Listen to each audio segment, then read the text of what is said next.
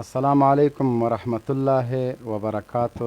یو ځل بیا د خپل ګران ولس په چوپړ کې له ځینو حقایقو باید پرده پورته کړو. نن موضوع مو ده له ولس سره د طالبانو مرسته. هغه طالبان چې خپله په خېټه ماړه نه دي، خپل د خولې ګوله ولس ته ورکوي. مننه ترې کوو.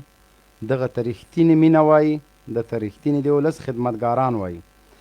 په هرات کې له 50 کورنیو سره، په پکتیا، بلخ، کندوز، شبرغان او ټولو ولایتونو والیانو او مشرانو ته د اسلامي امارت امر سوی چې د ولس په خدمت کې نه هېرېدونکي او نه ستړي کېدونکي ګامونه واخلي. او د موږ په دې یقین ده چې اسلامي امارت کوم عزم کوم ګام چې اوچت کړی ده، دا یو رښتینی د اخلاص نه ډک او د ایماندارۍ ګام ده. د امارت هر غړی، هر مجاهد، هر طالب چې د دې ولس لپاره خپل سر قربانولی شي، خپل په وجود پورې بارود تړلی شي، د دې ولس د عزت او د فت د خوندي کولو لپاره په دښتې او په غرونو کې لوږه تېرولی شي، نو دا ډېر یو اسانه اقدام ده د طالب جان لپاره چې خپل د خولې مړۍ ولس ته ورکړي. یو څوک چې د ولس لپاره وینه تویولی سي، هغه د دې ولس هر خدمت ته رادانګلی سي.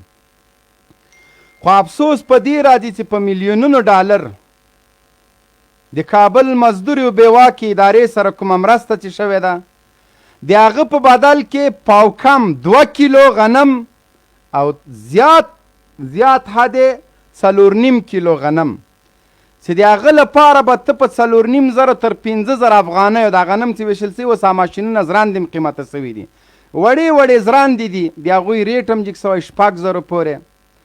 په مقابل کې د کابل د مزدور نظام او د مزدور رژیم چارواکي د روغتونونو نرسان په مریضانو باندې حتی هغه کمپلې خرڅې کړي دي. د لا زیاتو معلوماتو لپاره هیله مو دا ده چې د موږ ملګري نور تازه معلومات مونږ ته په واټساپ کې راولیږي چې په کومې منطقې کې طالبانو له چا سره مرسته کړې.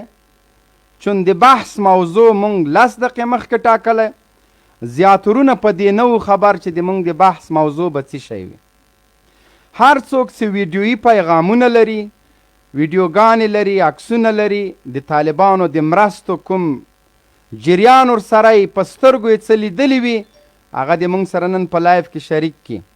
د کابل مزدوره، فحاشه، سکشویه او سوسیال خوره اداره او د هغه چارواکي په بحث کې موږ سره ګډون کوي. محترم عقاب صاحب، کوشش کوو حماد نیازی صاحب، نور ملګري چې تاسو ته د تاسو سوالونه جواب کړي. د درنو میلمنو نه مې هیله ده چې سټوډیو ته راشي، د دوی لپاره سټوډیو خالی کوم. ملګرو، الله مو عزت وکړه چې ډېر په مینه په محبت باندې د موږ د لایف انتظار کوئ. د تاسو مینه او محبت موږ دې ته مجبوروي چې ټول کارونه شاته واچو، هغه ټیم دی د موږ د لایف چې د هغه ته ځان راورسو. که چېرته کومه ورځ نیم ساعت وروسته او مخکې کېږي، د دې نه بخښنه غواړم، ځکه موږ هم د ژوند چارې لرو.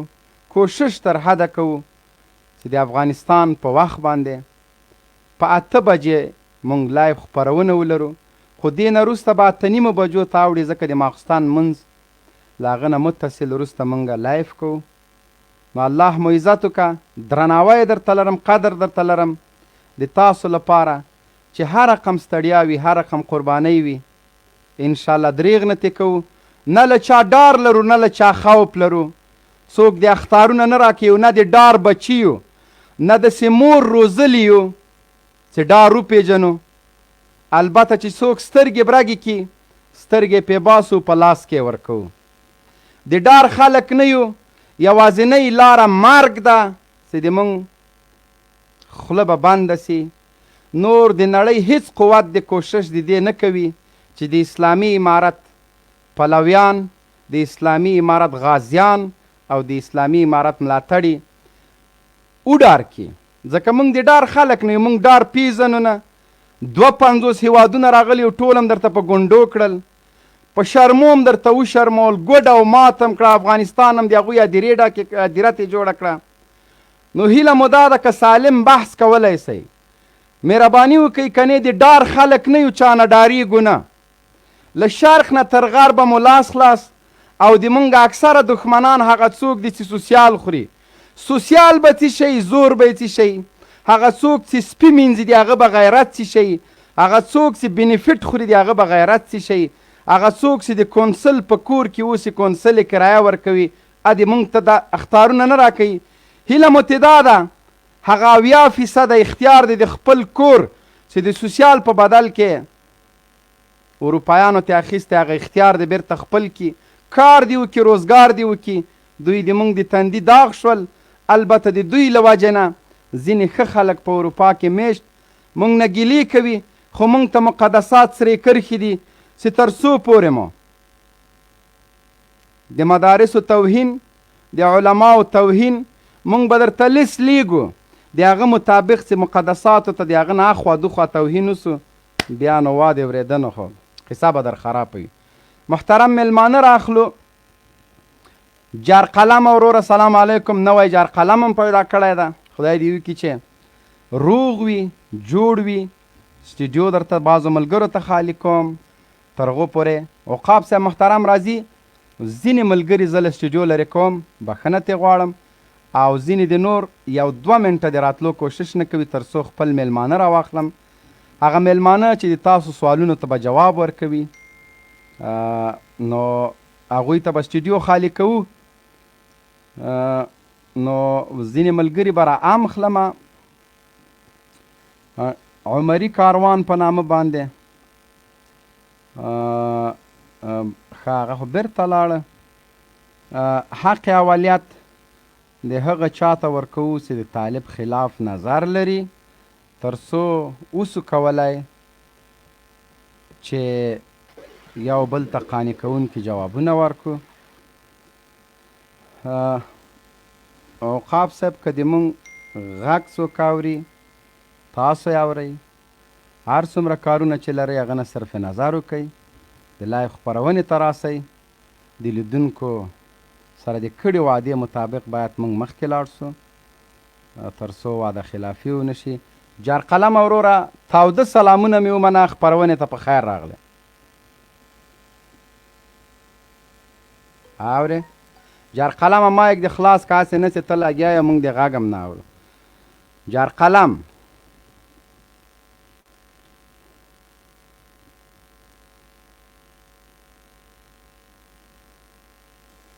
جار قلم आवाज دې نسته، مجبوره قطع دې کړم وروره.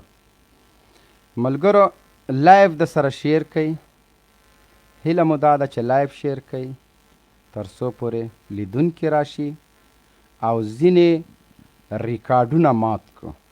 تاسو پوهیږئ چې په دې باندې اروپا میشته سکشیان، د کلیسا مزدوران، سوسیال خواره، په ارګ کې ناست ټامیان، فولبرایټان، له غرب نه راغلي قاپشویان چې په ارګ کې میشت دي، په هغوی باندې وا د اورېدنو سخت ورونه بلیږي. سلام علیکم صحافي صاحب، خپرونې ته په خیر راغلی. د بحث موضوع مو ده د طالبانو له وطن سره مینه، محبت، له ولس سره رښتینولي چې خپل د خولې مړی په داسې حال کې ولس ته ورکوي چې د ده خېټه لا مړه نه ده. د حکومت د کابل د مزدور نظام او د طالبانو ترمنځ څه واضح کوي؟ سلامونه تاته او ټولو لیدونکو کتونکو ته. صحافي صاحب که دغه صحافي صاحب که مخ ښکاره کوي نو ډېر خوند به وکړي، ځکه چې تاسو د افغانستان تاسو هغه خلک یاستئ چې د افغانستان له ارضي تمامیت نه مو د دفاع په خاطر د کورنۍ ډېر غړي د طالبانو لخوا وژل سوي دي. ټول طالبان مخ پټوي، زه هم نور پټوم. تاسو هغه خلک یاستئ چې د پنجاب نه د دفاع په خاطر مو د کورنۍ ډېر غړي طالبانو وژلي دي. وای ما زه په دې باندې پټوم چې طالبان یې پټوي، موږ هم دا تکلیف نه کوو. ښه نو که مخ ښکاره نه کړي بیا به دې قطع کړمه صحافي صاحب. دا د ښکاره به که موږ نه قطع کوو. څه مشکل که لرې هغه بېله خبره ده، که مشکل نه وي مخ دې څه ښکاره کړي. که ده ځکه موږ او تاسو یو بل ته دا پیغورونه باید ور نه کړو چې په لوڅ مخ راسه. زه پیغور چاته نه ورکوم. زه راغلی یم لاس دې د ټولو سکشویانو د ټولو ارګمیشتو خلاصې سي، څه کولی سي هغه دې وکړي، دروازې ورته خلاصې دي. تاسو به ډېر ویلې چې مخ ښکاره که موږ مخ ښکاره که، البته مهرباني وکړه وروره موضوع باندې. موضوع خو تا ویلې ده چې تاسې د ولس سره مینه او د ولس تاسې سره مینه او د ارګنیشنانو مینه د دولت سره. ارګنیشنانو خو غول وکړه 4 کیلو غنم یې خلکو ته ورکړه، هغې خو ځان ته شرمو چې حق یې هغه به وایي. مبینه زه نر سړی یم، نر پښتون یم، نر افغان یم. نه د نرتوب نه به لرې سو که نه، د نرتوب ما څه نه دي درته ویلي. البته باید حقایق وویل سي. حقایق کوم 4 کیلو غنم چې موږ کړي ولې د پلار سره پړي دي. چار ادبي چوکاټ که مراعات سي ډېر به ښه وي. او پاتې شو ستاسې مینه قسم په خدای په والله بله څه متله پرون یو ځوان د ایران نه راته زنګ راوالی طالب بله ویل 6 کاله مې په کاپیسا تګاب ولسوالۍ کې جهاد کړی دی. ویل 2 کاله مخکې لاړم نامزاد ومه واده مې وکړه. ویل کور په کور باندې وګرځېدو د ماښام نه مې ولې تر د شپې 9 بجو پورې مې دروازې ټکولې. قسم ده که ویل چا مونږ ته دروازه خلاصه کړې د ډوډۍ دپاره. طالبانو ته دروازه نه وه خلاصه کړې. ویلې ډوډۍ یې مخکې مونږ ته په 2008 کال کې خلکو راکوله، اما اوس قسم په خدای ده که مونږ ته څوک ډوډۍ راکوي. طالب خو والله بله قسم ده پرون دا ټیم یې زنګ راوالی، همدا ټیم یې زنګ راوالی ما ته مخکې مونږ ته خلکو ډوډۍ راکوله، اما اوس خلک زموږ نه نفرت لري. دا هم یو حقیقت دی چې وجه څه شی ده پوهېږې. دا هم یو حقیقت دی، دا هم یو حقیقت دی لکه د اشرف غني 4 کیلو غنم او دا هم دغه تریخ حقیقت دی لکه دا اوس چې مې درته وویل. بلکل مهرباني وکړه وروره موږ تا ته وخت درکوو. وجه یې څه شی ده وجه یې څه شی ده ګوره خلکو سره ظلم وکړو، خلکو وویشتل په بې ثبوته باندې، د جاسوس په نامه باندې، د اردو په نامه باندې، د پولیس په نامه باندې. نه ګوره یو صافی صاحب یو کار کوه چې پوښتنه کوې بیا د هغه جواب په خپله مه وایه، هغه پرېږده بې نورو ورونو ته چې هغه جواب ورکړي. هغه څه چې تیر دی هغه ته ووایه. صحیح ده موږ د تا په خبرو کې مداخله نه کوو چې طالب ته څوک ډوډۍ ولې نه ورکوي ولې نه ورکوي. هغه به بیا دلته نور ملګري دي هغوی به جواب درکړي. نو تر هغو پورې سالم بحث روان وي. مهرباني وکړه. خو تا ویلې چې موږ د دولت سره موږ د خلکو سره مینه، د خلکو مینه تای سره نشته، نفرت درته لري. دا مینه کوم ځای کې تای نه د مونږ سره مینه ده، د مونږ سره مینه ده. مونږ په سر قربانوو د دې ملت ګوره د دې ملت د حر او آزاد ساتلو لپاره مونږ په زرګونو قربانۍ ورکړي دي. سینو پورې مو بمونه تړلي دي. نو دا یو څرګند حقیقت ده. جار دې شم دا سینې پورې چې بم تړه او په مابین کې سره ملت وژنه، هغه ملت په تا نه څنګه تا ته څنګه مینه لري. سینې پورې چې بم تړه راغلی په کابل ښار کې دې ورته ټانکر ته انفجار ورکړه، 4 دې پکې خارجیانو وژل، 400 نفر دې پکې ملکیانو وژل. دا 400 فامیله به تا ته څومره مینه درکړي مبین خان. ودرېږه زه اوس جواب درکوم ښه زه لږ مصروف یم. مهرباني وکړه وروره سرتیره ده ته جواب ورکړه چې زه تر هغو پورې دغه موضوع لږ برابره کړم. یاره سلامونه نیکې هیلې مبین جانه تا ته ټولو ګډونوالو ته ډېر سلامونه او نیکې هیلې درته وړاندې کوم. ته مبین جان څو سوال هم لرم او دې ورور ته به هم سوال وایم، خو متاسفانه زه په داسې ځای کې یم تاسې به وینئ چې زه مازې تر دغه ځای تېر شم، در دغه اول کرول تېر شم بیا به خبره درته وکړم. دغه یو کرول لا پاتې دي، د دغه کرول تېرېږم بیا خبره درته کوم. مهرباني وکړه دا بل ورور د صحافي صاحب جواب که څوک لري جواب واچوئ، هسې مه تېرېږئ. صحافي صاحب ډېر درانه جوابونه غواړي. اورئ ودرېږه لږ صبر وکړه بچې، زه داسې جوابونه درکړم داسې به د یخ کرخ کور ته ولېږم.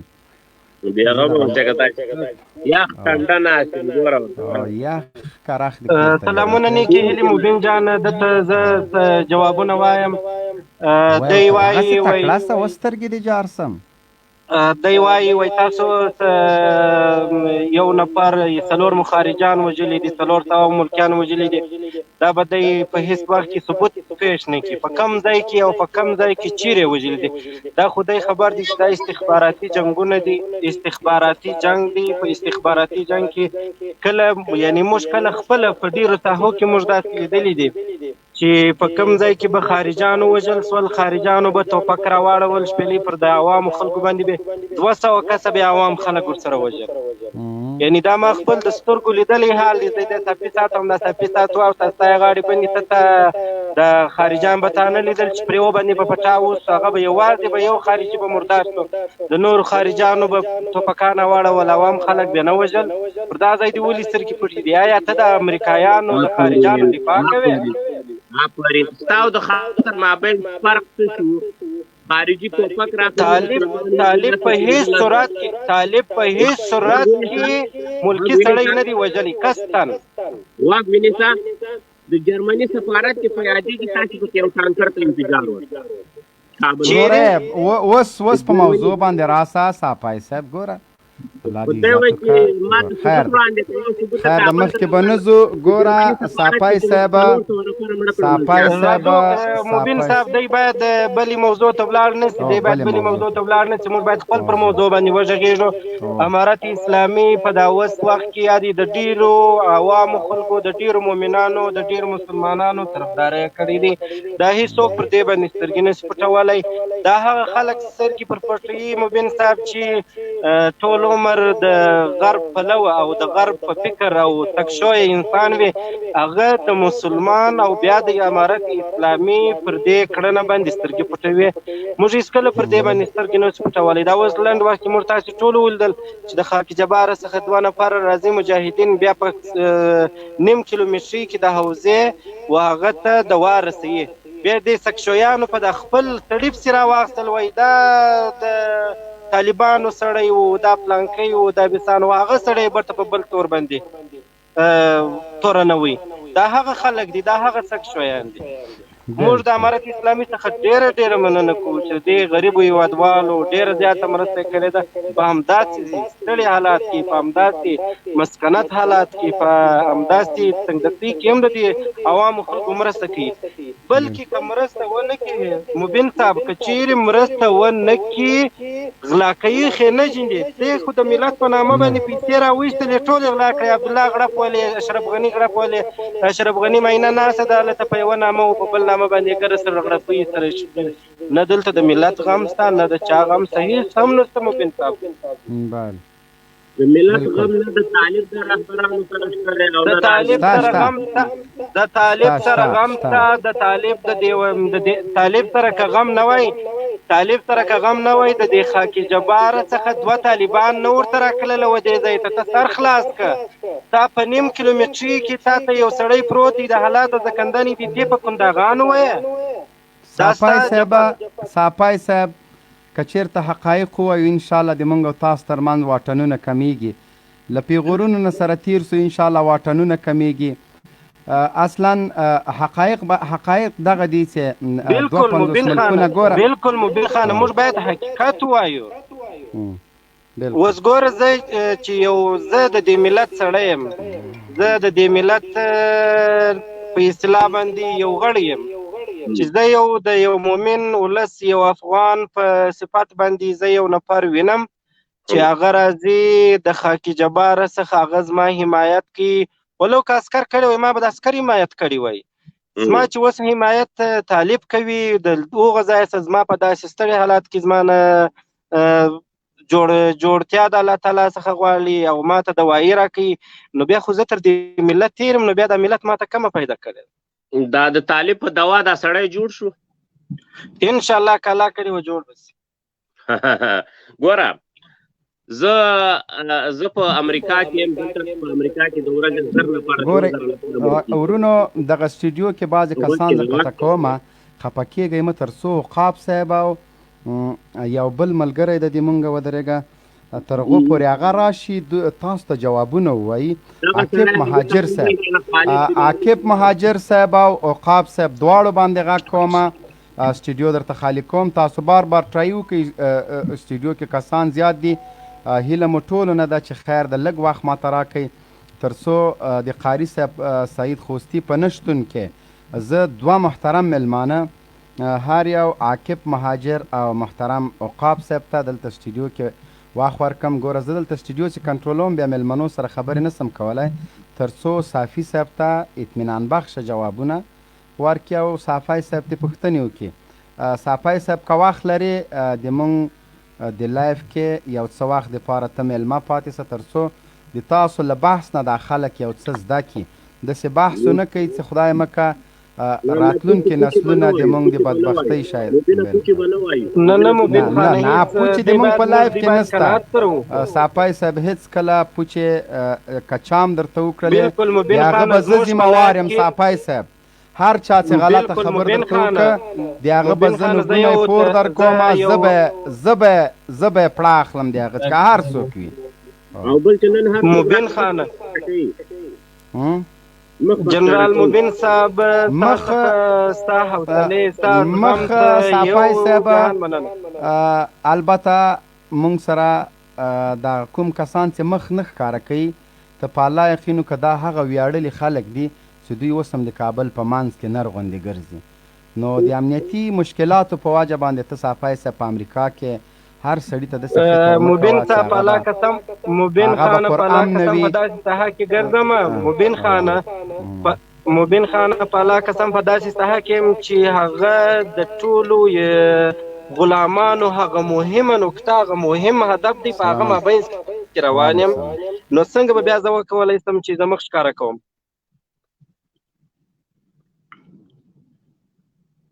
مبینه مایک دې بند دی. ستا مایک لکه چې ما بند صحافي صاحب ما بند که دلته هغه را سره چا زنګ ووهه په واتساپ کې. سرتیري وروره عقاب صاحب محترم سلامونه احترامات درته وړاندې کوم. خپرونې ته په خیر راغلی. دغه سټوډیو که ته لږ ما سره همکاري وکړې ته د میلمنو سره خبرې وکړې. عاقب مهاجر صاحب هم خوشبختانه نن د مونږ سټوډیو ته حاضر سوی ده. نو زه به تا ته کسان راخلم ته دوی سره هغه که ځکه سټوډیو ډېر ډک بیا جام کیږي.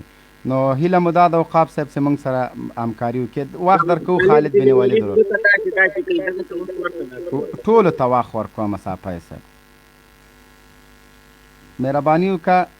عقاب صاحب وروره مبین صاحب یو خواهش درڅه کوم نور د خدای په امان مهرباني وکړه.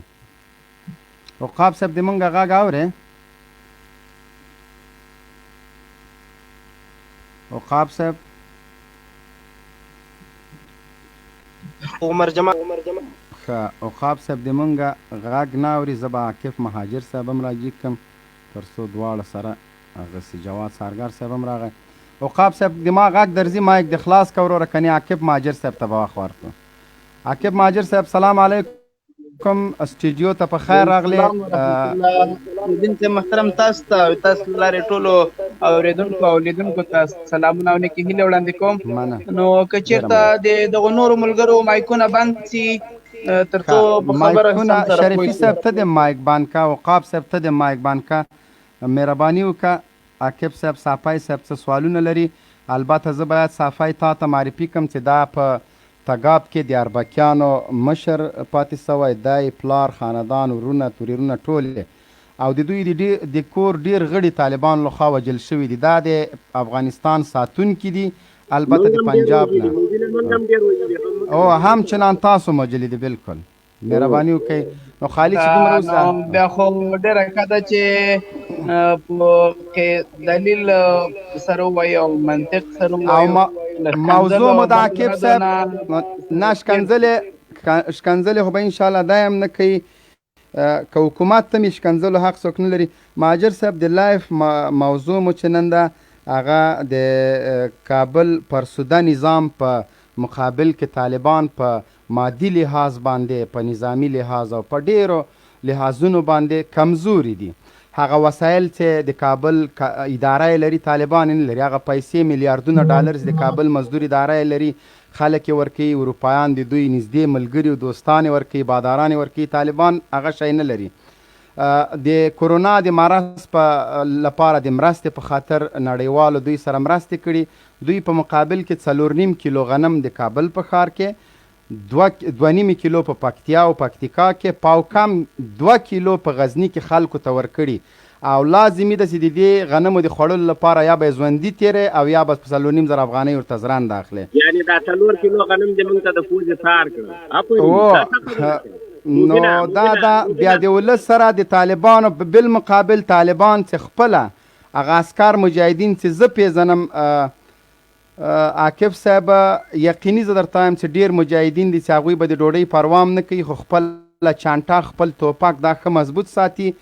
ولس ته د خپل د خولې مړۍ ورکړي چې څو بیلګې موږ لرو. البته ملګري اوس په واټساپ نور معلومات هم رالیږي.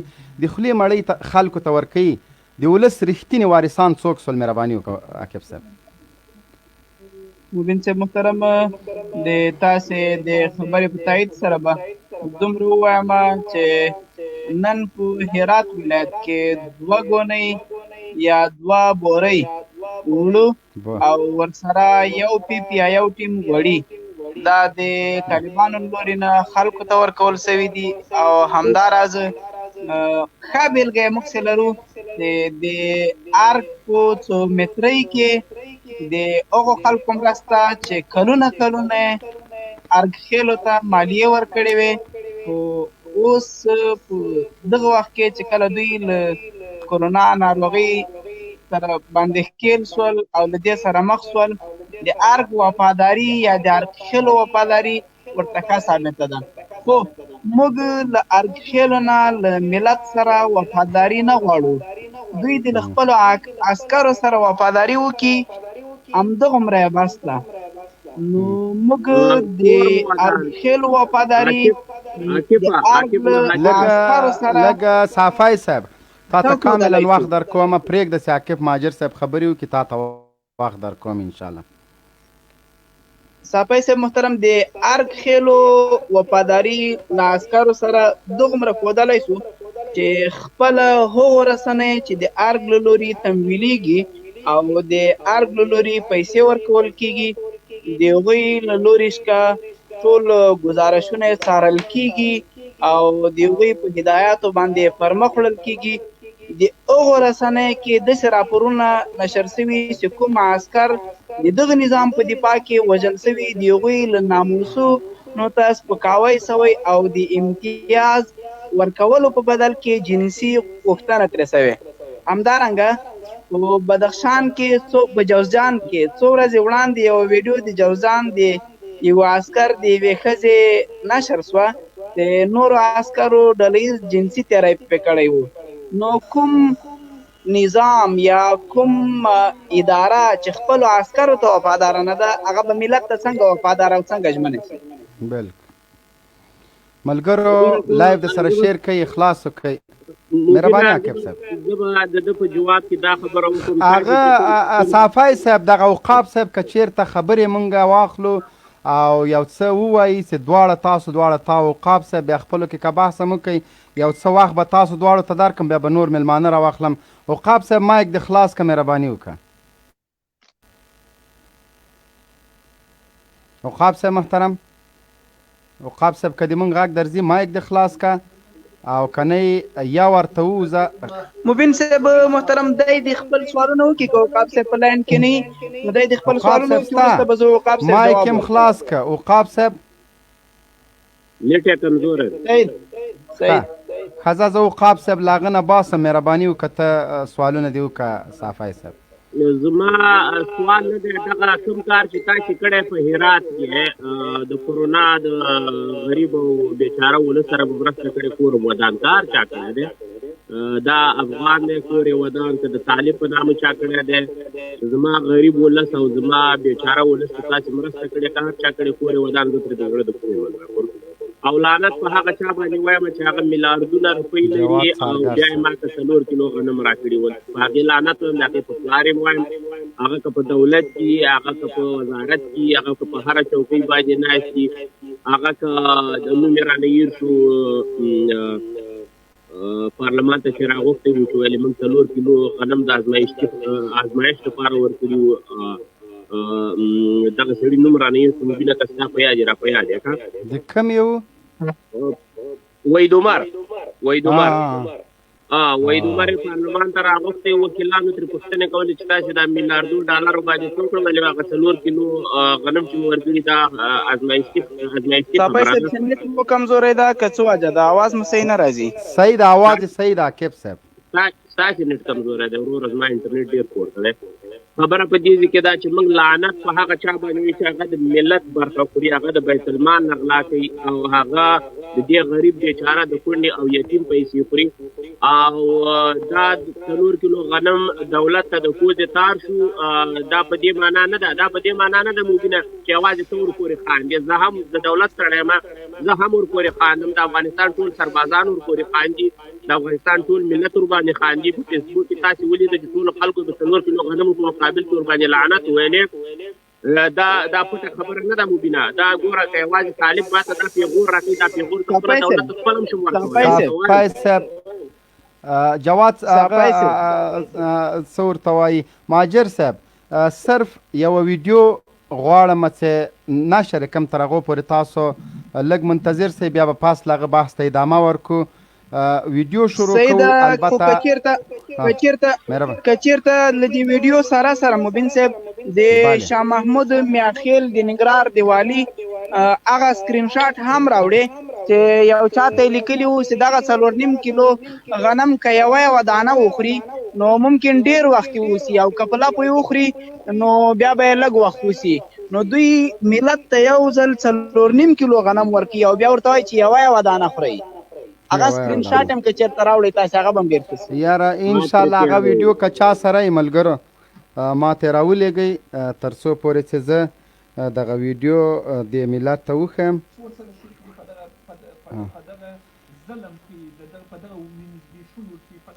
دا غټ ته دا وکیل صاحب ډېر ښه سړی دی مبینه دا غټ ته دغه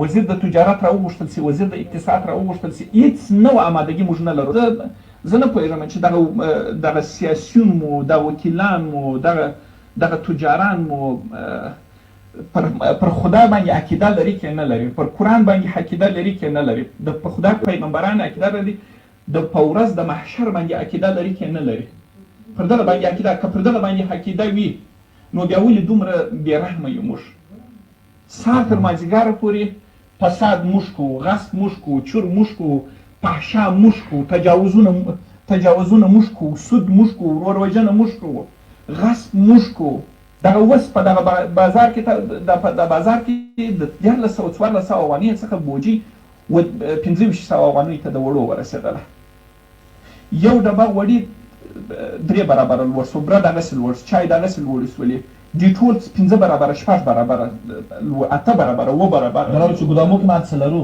هر شی په ګدامو کې ساسا زه ته محترم هر شی په ګدامو کې ستا د پارلمان رئیس د پارلمان وکیلانو یو څوک راوغوښتي په دې باره کې چې وزیر د تجارت راوغواړي چې ولې وزیر د تجارت لغوه دغه جواز یې ځینې ډېر اسانه دي دا کارونه دي زموږ ویره خو په سترګو ده د دغه طالبانو په وخت کې په کندهار کې 3 نفرو غلا وکړله د طالبانو یې لاسونه په کندهار کې دوکانونه به در چاته پورې د پیسو وډلې خلک به لمانځه ته تلله ولکه دغه ویره وي اندېښنه وه چې دغه حکومت وړ قانون تطبیق کړي او جدیت ولري په دغه غلا کې حکومت شریک دی وکیل په غلا کې شریک دی وکیل په چور کې شریک دی وکیل په دغه کې دغه ټول اکثر په د پارلمان کې اکثر وکیلان چې دي اکثر تجاران په دغه ټول شانو کې شریک دي په دغه غلا کې په دغه ناروا کې په دغه چور کې په دغه ظلم کې دغه ټول حکومت ورسره شریک دی او که ورسره شریک نه زما خبره د درواغ ثابته کړي واورونو یو شخو باندې پرېږدئ د پیسو چل ماته راځي که نه راځي ما ژمنه در سره څه وه د ابوبکر صدیق خطبه وه چې له همدې جنه مې درک کړله او دا وارې که خدای کول عمري او علوي عدالت به عمري او علوي عدالت داسې طالبان دې ماته ووایي جوړولو کې رقابت کوي یاره سخت عمري عدالت راوسته مهرباني وکئ عاقب ماجر صاحب جنرال صاحب محترم دی به خپل سوالونه وکړي موږ به بیا انشاءالله جواب ورته ووایو ما سوال نن دا ده چې تاسې کوم کومک کړی دی د عوامو ولس سره کور و ودان خیر یسئ او موږ چې زموږ دولت چې کوم 4 کیلو غنم ورکړه ځان یې په شرمو که خبرې ته غوږ کېدوئ زه خپله د دولت کارمند یم د دولت عسکر یم د دولت په دغې کړنه باندې شرمېږم په والله بالله چې شرمېږم په قسم په خدای چې شرمېږم والله چې خجالت پرې باسم ګوره که رئیس جمهور پرې نه باسي که وزیر داخله پرې نه باسي وزیر دفاع پرې نه باسي او که دا ملکي وزیر اقتصاد په دا 4 کیلو غنمو باندې نه باسي خو زه په والله په حیث د یو افغان په حیث د یو پښتون په دې باندې شرمېږم چې زه یو 4 کیلو غنم نه دی زه خپله زه به کېدی شي د دولتي چارواکو ته ډېر غریب سړی اوسېږم اما زه والله بالله د انسانیت په هغه باندې نه قسم په خدای که 4 کیلو غنم چاته ورکړم چې دا واخله هغه وړم نه غنم کېدی شي زه یو بوجۍ وړه چاته واخلم د غریبۍ په خاطر چې دا مسکین دی یو بوجۍ وړه یا غوړي ورته واخلم چې راځه دا مسکین دی کور ته یې ورولېږم اما قسم په خدای که دونه بې غیرته شم چې زه چاته 4 کیلو غنم کور ته ولېږم چې دا ته واخله اول خو باید دولت د دې سوچ کړی وای چې دا 4 کیلو غنم دا په چی باندې وړه کی اوس خو دا پخوانی ژرندې هم نشته دي که نه دا وګوره نشته که نه پخواني ژرندې اوس نشته په افغانستان کې چې هله په شا به دي وړه به دي مبینه ډېر وړه به دي په خره باندې وړي ژرندې ته که نه اپای صاحب ما په آس باندې وړل خرو کار اشرف غني کوي زه نه کوم مونږ آسان درلوده هر شي ته دې پاړي خبره داسې ده ګوره خار یا مرکب یا دغه زموږ ستاسې افغانانو سابقه په همدغه شي باندې وروره دغه شی وړل نو دا چې شی دي چې زه دا خبره کوم چې هر چا په دغه غریبۍ وخت کې په دغه تنګدستۍ کې د ملت سره کومک وکړو پیسې ورکړې یو بوجۍ وړې او غریب ته واخیستل هغه ښه مسلمان دی هغه ما دپاره د قدر وړ دی او په دولت باندې نیوکه یوازې ما نه ده کړې تا نه ده کړې ټول د افغانستان اواز نن سبا دا فیسبوک دی تاسې وګورئ که په دې فیسبوک کې چا څه ورته ویلي د 4 کیلو غنمو ته چا څه ویلي هغه به ډېر بدبخته انسان وي هغه به ډېر ولې د ګل زمان زوی وایي چې دا خو صحیح مرسته قاریسا سره کېنه که قاریسا دا خبره وکړله چې د قاریسا دا خبره قاریسا نوم دې چا مه اخله وروره نه نوم دې چا مه اخله زه درته وایم که قاریسا دا خبره وکړله چې 4 کیلو غنم یې ښه کار کړي دي بیا راشه زما په مخ لاړې که والله قسم هغې 100 وارې دا خبره کړې چې لعنت دې دولت در باندې په دې کار کوي نه داسې نه وایي نه بیا قسم په خدای چې وایي هغه داسې نر مسلمان دی هغه مذبذب نه دی بېغمه اوسېږه دغه خالد نه چاته کمپاین مه کوئ صحافي صاحب خیر ده خالد بن ولید صاحب مایک د خلاص کا او که دا مبارکه چهره دې راوښودله مخکې مې ولیدلې د موږ د پلار په ځای ډېر خوند دې راکړه خالد السلام علیکم ستړی مه شې جوړ تا ده مهرباني وکړه خالد بن ولید صاحب خالد بن ولید غاګ نسته نه پوهېږم چې د خالد بن ولید صاحب غاګ ولې نشته مایک یې بیرته بند که زه به تا ورقه ته کم بیا دې راخلمه بیا دوباره سټوډیو ته راسه مخکې د عقاب صاحب هم دا ستونزه